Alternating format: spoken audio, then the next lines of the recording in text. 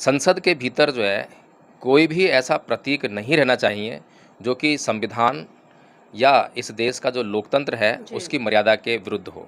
तो बहुत बहुत साधु उसमें जो है दंड, यानी जी। दंड का मतलब होता है किसी को चोट मारना, किसी को हानि पहुंचाना, किसी साथ हिंसा करके, उसको जो है भयभीत करके और कानूनों का पालन करवाना, ये राजाओं की व्यवस्था थी। लेकिन लोकतंत्र में जो है इस प्रकार की व्यवस्था नहीं होती है। आप देखेंगे कि भारत के किसी भी कोर्ट में, सुप्रीम कोर्ट से लेकर जितनी भी डिस्ट्रिक्ट कोर्ट या उससे भी अधीनस्थ जो है कोई कोर्ट्स हैं या एग्जीक्यूटिव कोर्ट्स हैं, कहीं पर भी राजदंड या कोई भी ऐसा प्रतीक जो प्रहार या हिंसा का प्रतीक हो, वो कहीं पर भी स्थापित नहीं है। वो इसलिए स्थापित नहीं है जो कि राजदंड है, उसमें शब्द जुड़ा हुआ है दंड, और दंड से जो है इस देश के लोगों का कोई नाता नहीं है। इस देश के लोगों के अधिकार संविधान के अंदर सुरक्षित हैं और उन अधिकारों को लेने के लिए भारत के लोग जो है न्यायालय का दरवाज़ा खटखटाते हैं, और न्यायालय में जब वे जाते हैं तो उनको उनके अधिकार दिलाए जाते हैं और उनको जो है दंड से भयभीत नहीं किया जाता। यहाँ तक कि निर्जीव वस्तुओं के खिलाफ भी उन्होंने हिंसा का तांडव दिखाया है। आपको याद होगा कि समुद्र जब उन्हें रास्ता नहीं दे रहा है तो तीर कमान लेके जो खड़े हो जाते हैं। अब सोचिए जो है समुद्र क्या उनकी बात को समझ रहा है और उससे समुद्र से बोल रहे हैं कि हे समुद्र मुझे रास्ता दो। क्या एक कॉमन सेंस अप्लाई करने वाला व्यक्ति ये सोच सकता है कि कोई नदी, कोई नाला, कोई समुद्र ऐसे प्रार्थना करने पर उसको रास्ता देगा, उसको जाने देगा? ब्राह्मण संस्कृति जो है वो हर बात का सॉल्यूशन, हर बात का निराकरण जो है हिंसा से ही ढूंढती है। जो ब्राह्मण संस्कृति के जितने भी देव हैं, ईश्वर हैं, वे सभी उनके जो कैरेक्टर आप देखेंगे तो उन्होंने अपनी पूरी ज़िंदगी में कभी भी कहीं पर भी कोई भी जो सफलता पाई है या कोई भी घटना को अंजाम दिया है तो उसमें अहिंसा का कहीं पर भी पालन नहीं है। हिंसा से ही उन्होंने जो है हमेशा समाधान करने का प्रयास किया है।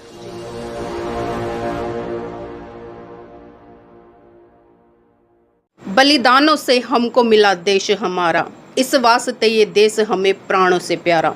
नमस्कार, आप देख रहे हैं एनबी न्यूज़ 24/7 नीलम बोध के साथ। साथियों, जो मैंने पंक्तियां गुनगुनाई है उन पंक्तियों से आप साफ साफ समझ गए होंगे कि जिस तरह से इस भारत को आज़ादी दिलाने के लिए तमाम सूरवीरों ने अपनी जान की कुर्बानी लगा दी, और तमाम सूरवीर ऐसे इस देश में पैदा हुए जिन्होंने इस देश के लिए यथासंभव जितना हो सकता था उतना कार्य किया।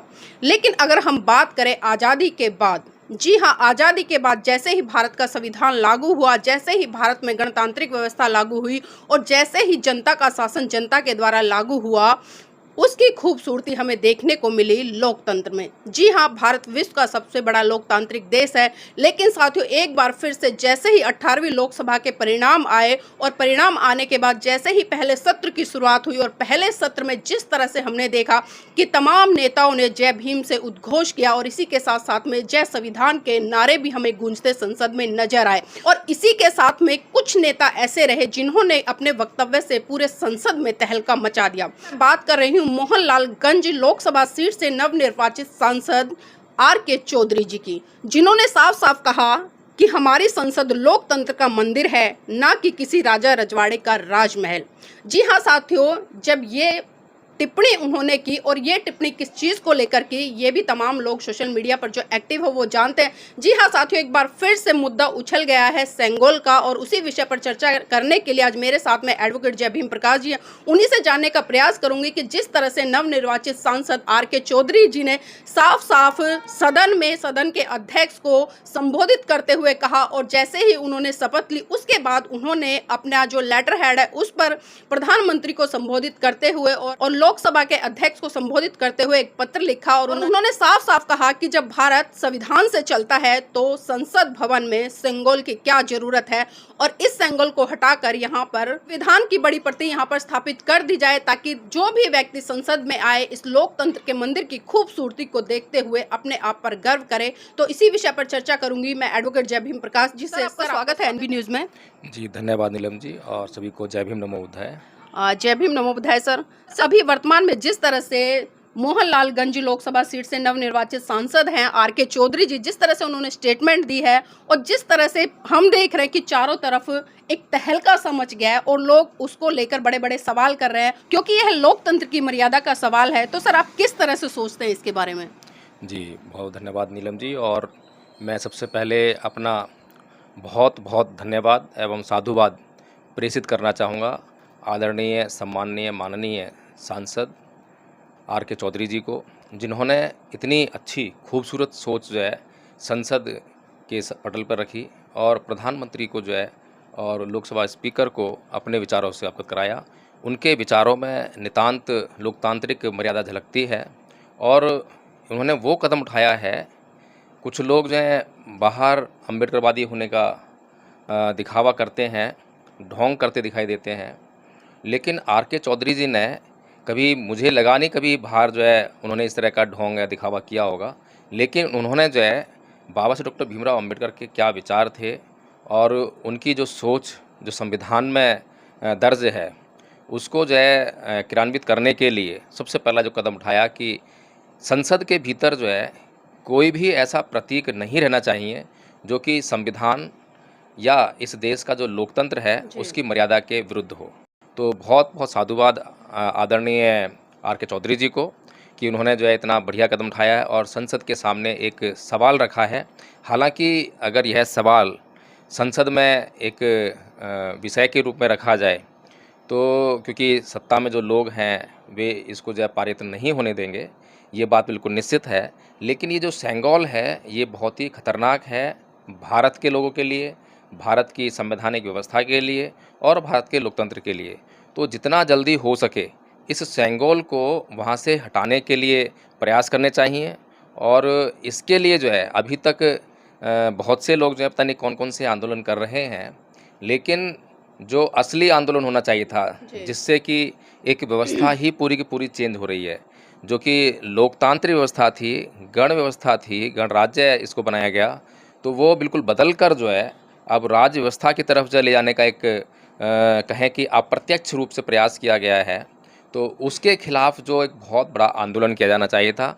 लेकिन अभी तक ये दुर्भाग्य का विषय रहा है कि अब तक किसी भी व्यक्ति ने जो है या किसी भी नेता ने इस ओर जो है कोई सकारात्मक कदम नहीं उठाया है। सर, जिस तरह से हम देख रहे हैं कि तमाम जो मेन स्ट्रीम मीडिया है जो सेंगोल है उसको लेकर मतलब एक डिबेट छिड़ी हुई, और ये डिबेट पहले भी छिड़ी थी जब जिस तरह संसद भवन बना उसमें मतलब सेंगोल की स्थापना की गई, तो लोगों ने तब भी तमाम तरह के सवाल किए, क्योंकि जो भारत के संविधान में आस्था रखते हैं, बाबा साहब में आस्था रखते हैं और इस लोकतंत्र की खूबसूरती में आस्था रखते हैं, वो लोग लगातार सवाल कर रहे थे कि सेंगोल की स्थापना संसद भवन में नहीं होनी चाहिए। और दोबारा से फिर ये मुद्दा गरमाया है। लेकिन सर, हम देख रहे हैं कि तमाम जो पक्ष के नेता हैं या प्रवक्ता हैं भारतीय जनता पार्टी के या आरएसएस के प्रवक्ता हैं, वो ये कहते नजर आ रहा है कि सेंगोल से आखिर ऐसी दिक्कत क्या है जो वो राष्ट्रपति भवन में स्थापित ना हो। जी, ये बहुत ही मुख्य बात है।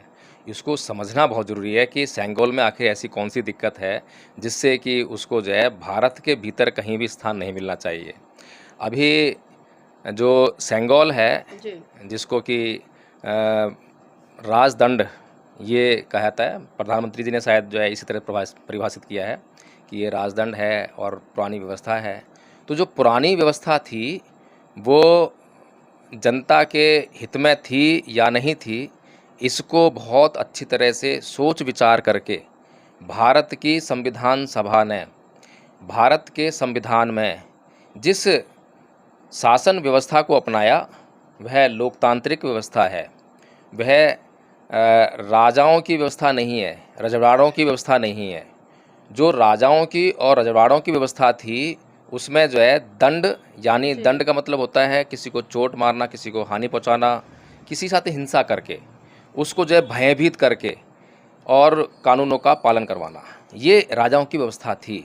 लेकिन लोकतंत्र में जो है इस प्रकार की व्यवस्था नहीं होती है। आप देखेंगे कि भारत के किसी भी कोर्ट में, सुप्रीम कोर्ट से लेकर जितनी भी डिस्ट्रिक्ट कोर्ट या उससे भी अधीनस्थ जो है कोई कोर्ट्स हैं या एग्जीक्यूटिव कोर्ट्स हैं, कहीं पर भी राजदंड या कोई भी ऐसा प्रतीक जो प्रहार या हिंसा का प्रतीक हो वो कहीं पर भी स्थापित नहीं है। वो इसलिए स्थापित नहीं है क्योंकि दंड के द्वारा किसी को सुधारा नहीं जा सकता। दंड जो है वो अल्टीमेट है, अंतिम विकल्प है, पहला विकल्प नहीं है। लेकिन क्योंकि जो अभी सत्ता में लोग हैं वो ब्राह्मण व्यवस्था के लोग हैं, मनुवादी व्यवस्था के लोग हैं, और ब्राह्मण संस्कृति जो है वो हर बात का सॉल्यूशन, हर बात का निराकरण जो है हिंसा से ही ढूंढती है। जो ब्राह्मण संस्कृति के जितने भी देव हैं, ईश्वर हैं, वे सभी उनके जो कैरेक्टर आप देखेंगे तो उन्होंने अपनी पूरी ज़िंदगी में कभी भी, कहीं पर भी कोई भी जो सफलता पाई है या कोई भी घटना को अंजाम दिया है तो उसमें अहिंसा का कहीं पर भी पालन नहीं है। हिंसा से ही उन्होंने जो है हमेशा समाधान करने का प्रयास किया है। अभी जिस तरह से आपने कहा कि जो ब्राह्मण संस्कृति है वो अपनी हर समस्या का समाधान हिंसा से ढूंढती है, तो आप ये किस आधार पर कह रहे हैं सर? देखिए नीलम जी, आप जो है रामायण उठाकर देख लीजिए। रामायण में जो देव हैं वो राम हैं, आराध्य जो है हिंदुओं के, जो है ब्राह्मणों के ईश्वर हैं, उनके अवतार हैं। और उन्होंने जो है उनका कैरेक्टर आप देखेंगी, कहानी पूरी पढ़ेंगी तो कभी भी एक भी घटना, चाहे वो सुग्रीव को न्याय दिलाने वाली बात हो, खुद के लिए न्याय की बात हो, या फिर जो उनके जो गुरु थे, उनके जो यज्ञ हुआ करते थे, उसमें जो व्यवधान डालने वाले लोगों के खिलाफ कार्रवाई करनी हो या उन्हें रोकना हो, मतलब कोई भी आप जो है, और यहाँ तक कि मनुष्यों के खिलाफ ही नहीं या पशुओं के खिलाफ ही नहीं, यहाँ तक कि निर्जीव वस्तुओं के खिलाफ भी उन्होंने हिंसा का तांडव दिखाया है। आपको याद होगा कि समुद्र जब उन्हें रास्ता नहीं दे रहा है तो तीर कमान लेके जो खड़े हो आते हैं। आप सोचिए, जो है समुद्र क्या उनकी बात को समझ रहा है और उससे समुद्र से बोल रहे हैं कि हे समुद्र मुझे रास्ता दो। क्या एक कॉमन सेंस अप्लाई करने वाला व्यक्ति ये सोच सकता है कि कोई नदी, कोई नाला, कोई समुद्र ऐसे प्रार्थना करने पर उसको रास्ता देगा, उसको जाने देगा? क्या ये कोई वैज्ञानिक दृष्टिकोण है, कोई वैज्ञानिक सोच है? और जब नहीं वहाँ पे जो है समुद्र उनकी बात सुन रहा है, क्योंकि एक बड़ी मूर्खता वाली बात है, एक तो पहली बात करनी नहीं चाहिए मूर्खता, जब कर ली चलो मूर्खता, नहीं सुन रहा है तो तीर कमान तान के जो है उसके ऊपर खड़े हो गए कि अब मैं तो ये सुखा के ही छोड़ूंगा। यानी कि हर बात में, रोम रोम में जो है हिंसा है। महाभारत को देख लीजिए, महाभारत में जो है कृष्ण जी को जो ब्राह्मण लोग हैं वो ईश्वर कहते हैं कि ये ईश्वर हैं, ये मुक्तिदाता हैं। अब कैसे मुक्तिदाता हैं जब उनके सामने जो सेना खड़ी है वो शिक्षित लोग हैं, सभ्य लोग हैं, यानी कि राजघराने से लोग हैं। अगर उनकी ज़िंदगी में कभी समस्या आती है तो पहले कोशिश करते हैं कि समस्या का समाधान जो है अहिंसा से किया जाए। लेकिन जो ब्राह्मणों के देव हैं, ईश्वर हैं, वो वहाँ पर समझाने का प्रयास नहीं करते हैं उनको जो है। और कहें कि अगर समझाने भी आते हैं, दुर्योधन को कहते हैं कि भाई अगर ठीक है एक काम करो, तुम जो है बस 5 गांव दे दो पांडवों को, तो हम जो है तुम्हारे खिलाफ युद्ध नहीं करेंगे। अब सोचिए ये 5 गांव, और ब्राह्मण कहते हैं कि जो कृष्ण जी हैं वो जो है पता नहीं कितने लोगों के मालिक हैं, कितनी पृथ्वियों के मालिक हैं।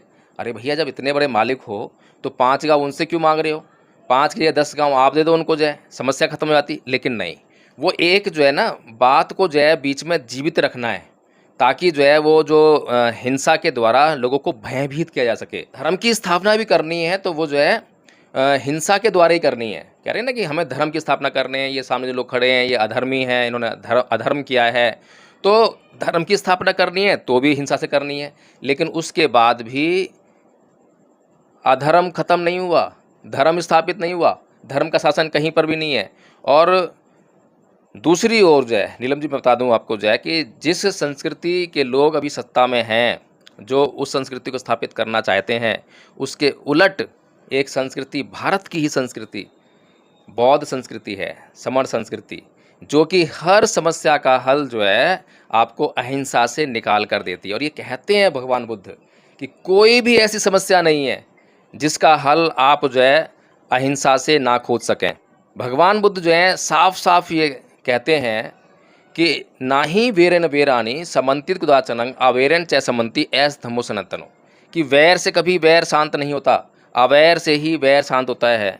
और जो कृष्ण जी वहाँ युद्ध में कर रहे हैं, एक तरफ एक ही फैमिली है, कोई दुश्मन नहीं है, लेकिन वो एक ही फैमिली में जो है उस डिस्प्यूट को सॉल्व नहीं करा पाते हैं। लेकिन वहीं पर भगवान बुद्ध जो है हिंसा से भरे हुए अंगुलीमाल को, जिसकी कोई शिक्षा दीक्षा नहीं है, कोई राजघरानों से व्यक्ति नहीं है, मतलब जंगलों में रहता है और हिंसा करके ही अपना जीवन यापन करता है, उसको एक पालतू पशु की तरह जो है अपने पीछे चला कर ले आते हैं और उसको जो है मनुष्य समाज में, सभ्य समाज में स्थापित करते हैं और वो एक अरत व्यक्ति बनता है और उसके बाद उसी समाज का जो है कल्याण करने लगता है। तो इस तरह से नीलम जी ये बात बिल्कुल स्पष्ट है कि इन लोगों के मन में जो है हिंसा ही भरी हुई है, हर बात में जो है शुरू से ही हिंसा चलती है और हिंसा के अलावा इन्हें कुछ दिखाई नहीं देता है। लेकिन आज जो है भारत के लोगों को ये समझने की आवश्यकता है कि जो सेंगोल जो कि राजदंड है, उसमें शब्द जुड़ा हुआ है दंड, और दंड से जो है इस देश के लोगों का कोई नाता नहीं है। इस देश के लोगों के अधिकार संविधान के अंदर सुरक्षित हैं और उन अधिकारों को लेने के लिए भारत के लोग जो है न्यायालय का दरवाज़ा खटखटाते हैं, और न्यायालय में जब वे जाते हैं तो उनको उनके अधिकार दिलाए जाते हैं और उनको जो है दंड से भयभीत नहीं किया जाता।